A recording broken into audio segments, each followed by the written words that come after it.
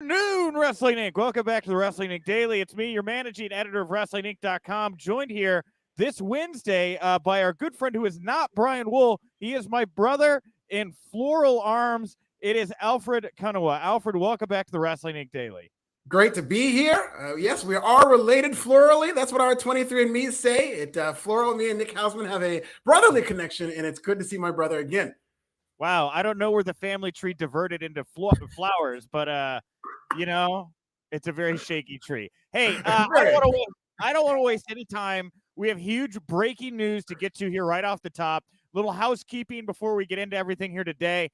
Because of the new change to 5 p.m. Eastern for recording the news portion, at 5:30 Eastern, that's when we're going to start releasing the video versions of the interviews we do for the show over on our YouTube channel. And then by 6 p.m. Eastern, the whole thing will have been put together and released in audio form over on our RSS feed, and then we'll have posts up on the site promoting it. So just a little note, if you want to catch even more daily action after we go live here, you can stick around and catch the latest video interview over on the Wrestling Inc. YouTube channel.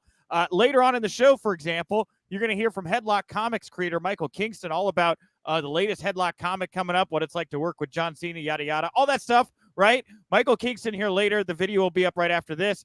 And at the end of the show, we'll dive in the mailbag. We're going to look at the AEW roster, who you think the top star is, the top dog at AEW at the moment. But that is neither here nor there. It is time for news you can use, news that will leave a bruise, and it is not WWE or AEW news that we start off with here today. It is Ring of Honor Wrestling.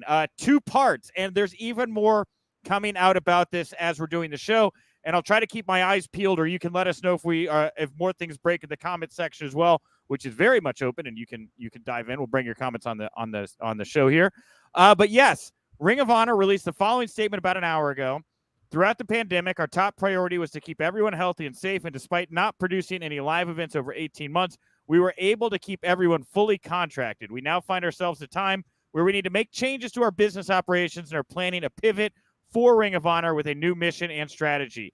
The year will culminate with a final battle in December. We will be taking the first quarter of 2022 to work internally to reimagine Ring of Honor. ROH has the most dedicated fans in the industry. We appreciate the loyalty and patience as we reconceptualize, a really long word, Ring of Honor. We anticipate returning to live events in April for the Supercard of Honor with a new fan-focused product, provide a unique experience for wrestling fans. And with that all said, Dave Meltzer dropping the hammer here about 20 minutes ago saying ROH has released everyone from their contracts, more to come. I immediately hit my phone, and I've had this confirmed by multiple people at this point, Alfred. This has happened.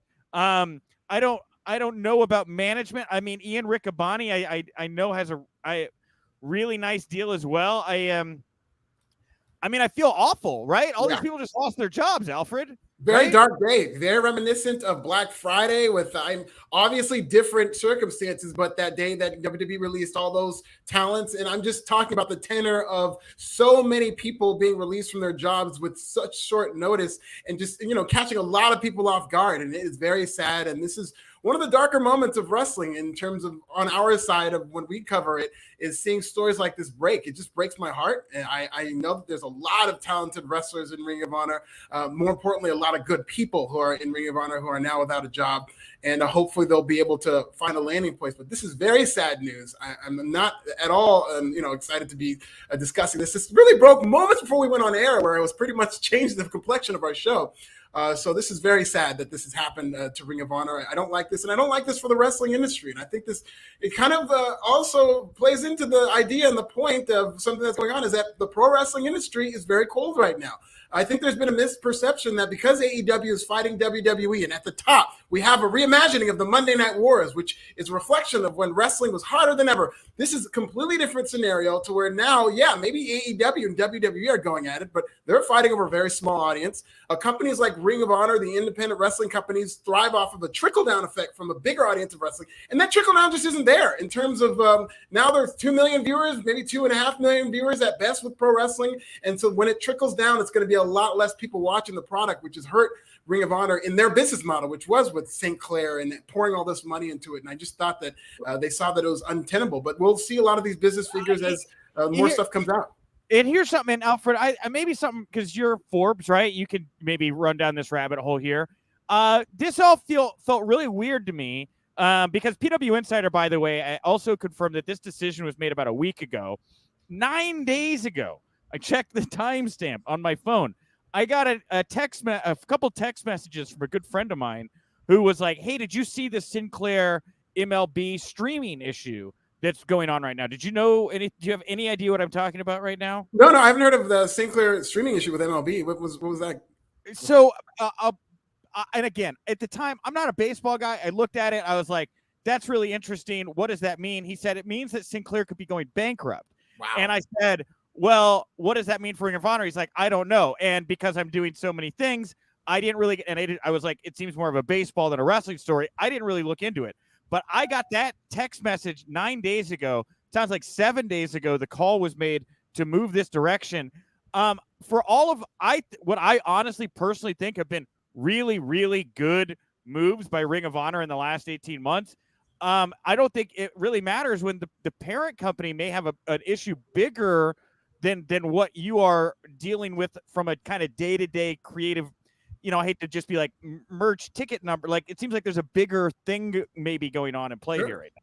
That has to be part of it. I mean, because Sinclair is a big company. It's a big media conglomerate. Right. And I think a lot of people used to just assume that, Sinclair, when they get serious, they'll be able to pour all this money in Ring of Honor. But that is not something you're going to be able to do if you are having these issues. And I know there've been a lot of mergers in the entertainment world, whether it comes to Warner Media, whether it comes to AT&T and whatnot. There's a lot of changing issues in terms of streaming services are now emerging, whether it's Paramount, whether it's HBO Max and whatnot. And I do think that has had a negative impact on these traditional old models that rely on the network format. And that might be part of what's hurting Sinclair Broadcasting if it is headed for that direction.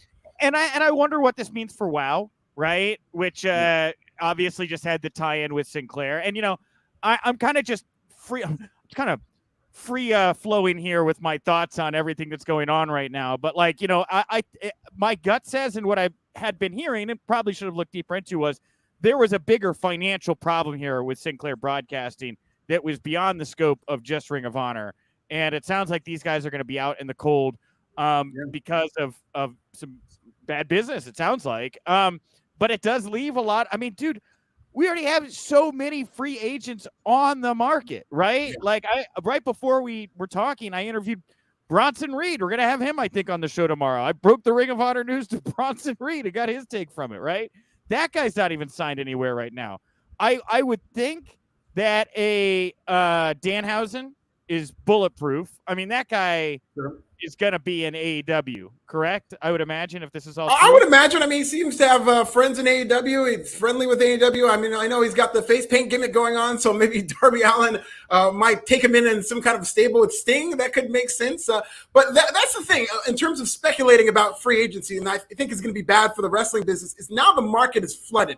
And hopefully Ring of Honor is able to land on its feet somewhere and be able to come back, because not only in terms of the wrestling business being cold, but also the pandemic really hurt a lot of the wrestling business. It wasn't too long ago, I want to say 3-4 years ago, where a WrestleMania weekend, I believe it was in Orlando, was the biggest WrestleMania weekend in terms of all the promotions that were having all these shows at the same time. And it pointed to an uptick in the wrestling business in terms of, at the very least, on that level, on the independent wrestling level, the indies were thriving. The pandemic has really hurt that. And now you're going to see all these wrestlers really with nowhere to go, all these talented wrestlers, and WWE and AEW only have so many spots that they can take up. And I'm very, very nervous in terms of the welfare of the wrestling business with all these free agencies out in the cold.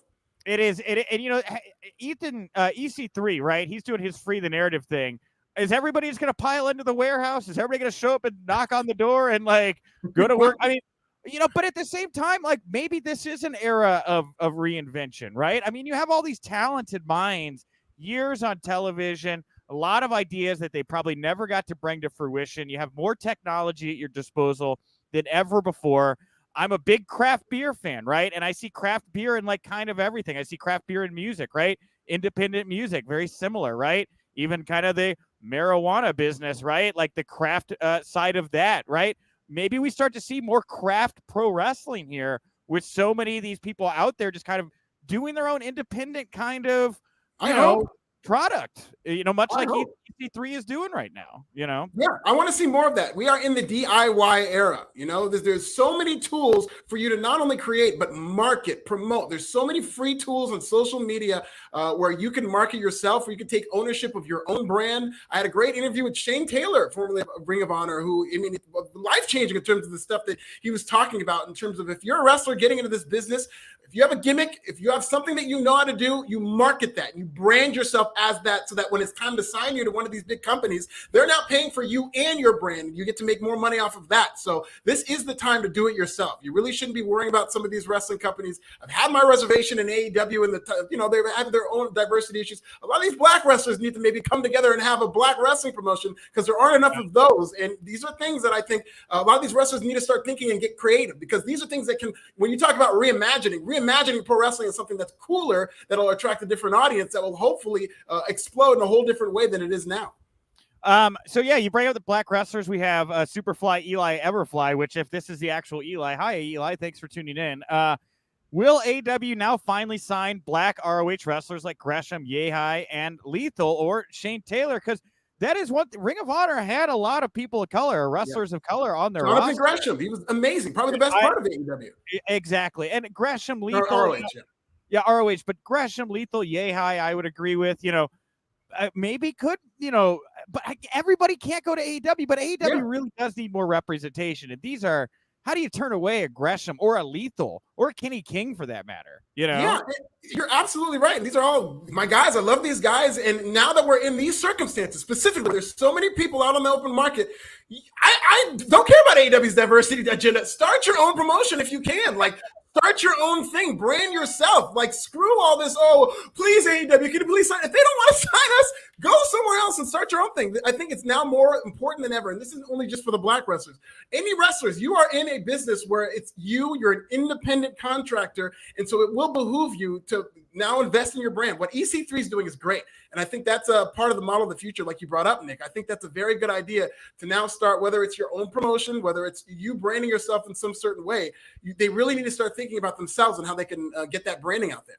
Yeah, and Mike M here bringing up the Briscoes, for example, right? Top tag team for Megavon, saying they're going to find work very quickly. Well, technically, they've already kind of found other work. They're the current GCW tag team champions. Yeah. I'm starting to wonder if the Briscoes and Gresham and a couple of these talents showing up on the indies maybe wasn't a kind of a tell, right? That something was going on. I don't know how far back that this decision goes. But GCW, man, maybe that's where all these misfits go to make this thing happen, because I'm going to hop on my soapbox here for GCW for just a second, right? You talk about no black wrestling companies. AJ Gray, for the culture, is that, and can be its own standalone touring brand, just like a Bloodsport, just like an Effie's Big Gay Brunch. All of these little niche products that know where their audiences are could go Johnny Appleseed across the country, and those little niche audiences then become a bigger patchwork of audiences, right? And all these tides start to raise each other. You look at what GCW is doing with Jersey Championship Wrestling. They have a home promotion jersey. Mm-hmm. They just announced LA Fights, right? Yep. You're going to need talents in these markets to bolster those local territories. And from that, you could pick who gets to be a part of the bigger GCW touring roster. There is nobody, and that includes WWE or AEW, that is doing that model right now. And it is a model that is very flexible and allows for a lot of wrestlers to come in, find their space, create their own platforms, and grow the brand overall. So that, again, me on my soapbox, but GCW, I think, is in a really good spot right now with all of the talent that's out there at the moment. I thought, yes, and I thought they were beforehand, and I completely agree with everything you just said. I think GCW is the model for any independent wrestling company in terms of creating a sense of buzz around you and something that is different and alternative from what you would find not only in the mainstream, but with other indies. They came to LA a couple of weeks ago, and I couldn't wait to go to that show. It was in the heat of all that Zack Ryder stuff when he won that title. They've got themselves a hot product, and I cannot wait till they come back. I love the fact that they're cultivating a presence in LA. And I love everything that GCW is doing right now, because it is a product that has managed to make its own buzz around itself. And I would like more of these promotions and wrestlers to start creating buzz similar to what GCW has done. Well, back to Eli Everfly, and we'll kind of put a button on this, and then we'll get to the last couple items here. But Yeah, will New Japan be interested in any of these wrestlers? New Japan at first was really hindered by the pandemic. And then over time, I think realized there was a lot of strength in the idea of building a North American product. Now, I don't know what their resources are right now. I would imagine they have hemorrhaged large amounts of money. They took the hit more so than I think any other company, and I think we're only able to stay viable thanks to the good graces of Tony Khan, quite frankly. So I see space for New Japan to flush out their North American roster. It's going to be really hard to travel, obviously, because of the pandemic. But maybe, but it's just like New Japan is not really financially the only real, truly bona fide, financially viable places to work are AEW, WWE. GCW is great. You can sell your own merch. You can be your own man, be an entrepreneur. But I don't know that GCW is putting out the cash that a Tony Khan or Vince McMahon is right now. Yeah, and in terms of in New Japan Pro Wrestling, you still see that effect in terms of it being hurt with the pandemic. If you saw the G1 this year, it was a shell of what it's been in past years in terms of attendance. Very, very lowly attended events.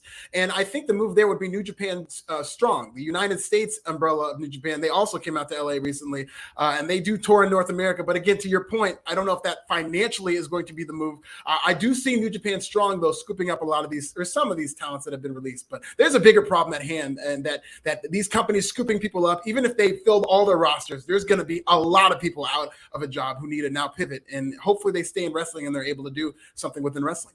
Yeah, man, so much to unpack. We will talk more about this tomorrow, but while we're talking releases, I guess I'll throw in there was a big WWE release originally broken by PW Insider yesterday. Greg Hamilton, a.k.a. Greg Hudson. You may know him as the SmackDown ring announcer. Now, no word yet on why he was released, but it's interesting his departure comes after a recent social media issue he had with a rapper and known pro wrestling fan, Westside Gunn of Griselda Records. Hamilton took issue with Gunn using a sample of his voice on a song and stated on Instagram that WWE's lawyers would sue Gunn on his behalf. Gunn's next project, Fourth Rope, has been described as practically an homage to wrestling fans. Hamilton took to social media in a statement saying that the release was that one of a mutual respect departure. He noted his family's priority and being on the road all year was too much for him. I find it hard to believe that him running his mouth on social media did him any favors here. I don't think these two things are mutually exclusive. Yeah, me neither. There's a lot going on here. I would like to believe Greg Hamilton that this is mutual, that it is his family, and also because he seems like one of the good guys in pro wrestling. He's one person that's beloved backstage by these wrestlers. Very fun on social media, seems like a very fun-loving guy. This came out of left field, and I would like to think that maybe he's just knowing that he was going to leave WWE, just working. Maybe he really is friends with Westside Gunn in real life. Otherwise, Greg Hamilton went full Karen in his tweets. It is wild. Like, I did not expect these types of words to come out of his mouth in terms of evoking the names of WWE lawyers, which now that's not the type of controversy WWE likes drawing attention to, especially when the wrestlers and the talent are doing that themselves. So that's definitely something that will get you fired from WWE. But if you believe Greg Hamilton, maybe this, he was a mutual decision, and this whole thing wasn't really him being serious about suing somebody like that. See, anytime I read something like what Greg put out, I always imagine like a little rocks glass with like a splash of scotch and some ice cubes in it, and then the next day you're like, oh, what have I done? Why did I do this? I forgot to check the timestamp of when those were sent out. That might tell us the whole story. If the 1:30 in the morning is talking about WWE suing people, maybe that's what it was. I think he may have been running his mouth on social media around the time Randy Orton tends to run his mouth on social media. I think those hours might line up. Anyway, NXT 2.0 Halloween Havoc was last night. I'll run down the highlights. You can tell me what you'd like to talk about. Braun Breaker, he lost to Tommaso Ciampa, surprise in the main event. Multiple titles changed hands. Mandy Rose, new NXT Women's Champion. Toxic Attraction, NXT Women's Tag Champions. Imperium, the NXT Tag Champions. Solo Sikoa debuted. The Usos put him over afterwards with that bloodline tease, like just a drop of blood, really nice. And lastly, I just want to mention Carmelo Hayes, Trick Williams. They escaped Dexter Loomis's haunted house with the North American title. Thank God. What a mixed bag Halloween Havoc was for me. How did this show land for you? It didn't really land for me. I was very disappointed with this show. We covered it last night in costume. I was Odyssey Jones, but I was not very happy with how this show went down because of the weird booking. I didn't agree with Imperium winning the tag team championships. I just thought MSK was such a great team as champions, had such a good thing going.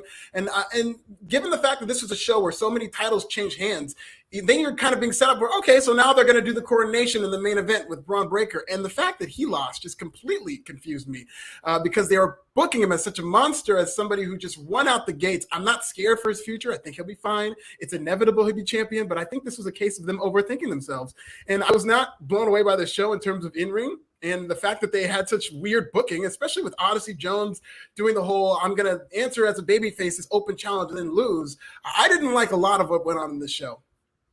I kind of felt the same way. I was happy for Toxic Attraction. I think that was the Sure. highlight for me. I was happy for Mandy and her tag team. But yeah, the Imperium tag victory, I can't help but think that this like pocket of 20 and 25 fans that have seemingly gone out of their way to boo MSK and made it difficult to watch them on screen because you as a viewer don't really know what you're watching when the fans go into business like themselves. I had posited the idea yesterday that way to handle this situation was maybe to take the titles off them and move them to Raw or SmackDown, right? You can't get 10,000 people to boo these guys and create that environment. They're obviously ready for it. So I wonder if this isn't a way to spin them out. It would be a little weird right after the draft, but if that's going to be an environment that like is not conducive for them, I mean, what do? You're going to ban Izzy's family? Yes! That's what you think. I don't like the idea that now these people get to control, so because he made some comment that I completely agree with, I think a lot of people agree with, and there's this little mini controversy. Yes, they can do whatever they want. I'm not going to police how they act. I don't agree with it, but I don't like the precedent that because Izzy's family's mad at these people, got to get MSK out of there. So what's to stop them from now mobilizing? And every time they have a problem with somebody for doing God knows what, then they get to mobilize and decide who stays in here like it's Squid Games? No. Get Izzy's family out of here if we're going to kick somebody out. Wow. NXT Squid Games. I see it now. Yeah. It's such an unfortunate situation. By the way, did Carmelo Hayes make an Izzy joke at the end of the haunted house thing? I had to go back because Trick said something like, you made it look easy. And he was like, did you call me Izzy? Yeah, he did. Is that what it did? I think that's what he said. Because I was confused too. I didn't know what that was. And I don't think I understood him clearly, but now that I think about it, that might've been what he said. I thought he took offense to being called Izzy. I thought they were trying to lean in to the report. And now I really want to know, like, did NXT like throw the hammer down on Izzy's family or not? Like, it's weird. It's just a weird spot to be in, Alfred. And then WWE also sent out a tweet because they're very much aware of this, and they showed a clip of MSK and they said, how could you boo this? So they're very much aware of this story. I know. Oh, man. What a mess. I'm back to the TNA Asylum days, right? When the fans had run, roughshod over everything. So yeah. I thought Solo Sikoa, what a badass, right? Like that guy looks like $1 million. I'm on the hook. And yeah, Braun Breaker not winning, getting that moment. I'm like both happy and sad because like I'm happy for Ciampa. I think the idea of having a champion that means something, that when one of these young guys come along and beat him, it's going to really, hopefully, knock on wood, mean something. But it did feel like this was the moment, right? Like just effing do it. Like you got a guy, he's over, just do it. Just put the title on him, Yeah. There's a couple of ways you can book new guys, and I've seen both examples in NXT, and I think AEW does a good job of when it's an up-and-coming babyface, if they get really close, like Darby Allin, and then they lose, and then closer, and then they lose, and then finally they go over that hurdle. That's one way of doing it. The other one is the Goldberg model, the Brock Lesnar model. He comes in, he's a monster day one, which is what they were doing with Braun Breaker, better than they were doing with anybody else, so where he was unstoppable. And so now he's at the final boss, and for him to lose in this spot was very confusing to me, and I don't think that's the right move, and I think it unnecessarily stunted his momentum, which he seemed like the most organic guy in terms of somebody who they want to make into a star on that entire brand. And the thing afterwards too, where they like shook hands and showed respect, I know that was off camera and everything, but like I would prefer this guy be pissed off and like on a rampage. Like I don't want him like, good job, Drew McIntyre, Big E style, like, hey, we filled 4 weeks of TV. Wasn't that great? Yeah. Can they coexist, right? You brought up AEW. Our last note here before we're going to play the audio for Michael Kingston. We'll try to jump into the mailbag, look a little bit more at AEW as well. But Jim Barcelone did this interview with America Top Team's Kayla Harrison. She had the following to say about our AEW experience last night. And this, by the way, quickly went on to become the most trafficked thing on Wrestling Inc. for the past 24 hours. So I'm going to read it in full. She says, I mean, yeah, do you have fun when you go pick on a little kid at the playground? Secretly, you have a little bit of fun. It's just so easy. It's just a bunch of nerds and losers who couldn't hack it in my sport, so they decided to go and do a fake sport. I can't believe I let Dan talk me into it. It's just so boring. It would be too easy to crush them. Obviously, I would be great at whatever I do, but this is what I told Dan, and don't get upset, but I have worked hard my whole life to get out of the trailer park, so why would I want to be the entertainment for the trailer park? I am sorry. AEW is just that. I do a real sport with real winners and losers. It's not scripted. No one's going to tell me whose ass to kick. If I'm going to kick, I'm going to kick whose ever ass I want to kick. Tony Khan's not going to tell me what to do. Dan Lambert's not going to tell me what to do. Fire promo.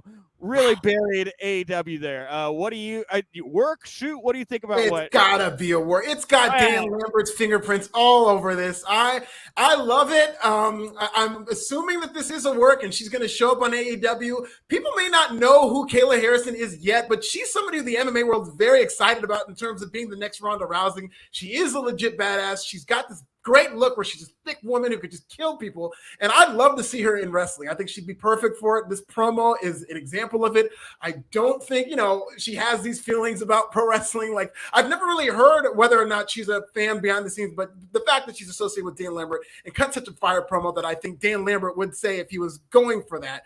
I think this is just a more of that work with America's Top Team. And I continue to enjoy everything Dan Lambert does. So I can't wait to see her in AEW if and when that happens. I feel like she channeled Ronda Rousey's inner monologue. I feel like these are things that different times Ronda Rousey is wanted to say.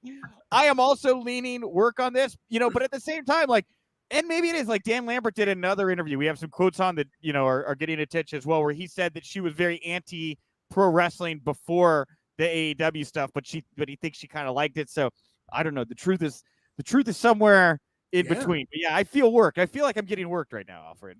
I like the fact that I kind of think it is, and I'm leaning toward the work. I can't tell you 100% it's a work, and I think that's the sweet spot you need to hit in wrestling. I don't want this to be and the reason that you're talking about that it's so trafficked is that there are people who do believe that it is a shoot. For all we know, it could be, but I like that middle ground instead of us dismissing it immediately as a work and then it's fake. You've got this little realism to it that maybe she might mean this, but I just hope it winds up with Kayla Harrison in AEW. I think it'll be a lot of fun. All right, everybody. I want to thank you so much for tuning in. Michael Kingston, Headlock Comics. Thank you so much. Go check him out on Kickstarter. Go support Headlock Comics. The Tales from the Road Volume 2. You can pre-order right now over on Headlock or over on Kickstarter. And Alfred, of course, thank you for talking the news of the day. And I'm sorry we didn't get more people on the screen today. Really focused conversation. I'm feeling a lot of things with the Ring of Honor news right now. And so come back tomorrow. I think I'll be able to have a much more fluid conversation with you all out there, but I really needed to hear from Alfred and talk this through today. Wow, what a story. So anyway, the mailbag today at WInc Daily, WINC Daily. That's the account to follow. Today's poll question, pretty simple. Who's AEW's top star at the moment? CM Punk, Bryan Danielson, Kenny Omega, or somebody else? Almost 600 votes, 41.9 Kenny Omega, 25% Bryan Danielson, 22.2 CM Punk, and then 10.9 somebody else. For your money, who do you think is the top star, and what do you think of the results here, Alfred? Well, I'm very surprised by the results. I really do think that Hangman Adam Page is their top star right now in terms of a guy who's caught fire, who I see winning the world title very soon. So I would go with somebody else, but I can't argue with any of these choices, especially Kenny Omega on top. I mean, that's obvious, the choice that he's their champion. But Hangman Adam Page, for me, I think he's doing some incredible work. And don't forget about Miro. He's not maybe the top star, but I think Miro personally is one of my favorites right now. I think it's got to be Punk, man. Nobody's sold more merch. Nobody's made more noise. That's Punk's thing. And this past week when he ran off Bobby Fish, it was the first time that he actually showed any fire whatsoever, in my opinion, while he's been with the company, and set up a match in a way that had some emotional stakes to it. So I'm hoping we see more of that from Punk and that he grows more into a, character intertwined with the stories of AEW and not just a character kind of floating in the wings. But I think it would be hard to argue. I mean, Bryan Danielson, he's great and everything like that, but Punk has really done something for them. I think he's moved the needle in a way they didn't quite expect, Yeah, I mean, I think Punk has been good. I think him coming back in that million, there also has been a lot of the jury, I think, is still out in terms of, I know people are frustrated with the Punk character. He's wrestling a lot of these kind of mid-card type talents, and people aren't getting the dream matches they want. And then the fact that Rampage went to over 1 million, and I'm thinking that, wow, with Punk, they just rise all boats. It's going to settle in at about 800,000. And the fact that it keeps falling, even though CM Punk has been wrestling, I think has kind of hurt his star power in terms of that perception. But from a merchandise standpoint, from a standpoint of actually, he's a legitimate star and a needle mover. But I think those things have hurt him.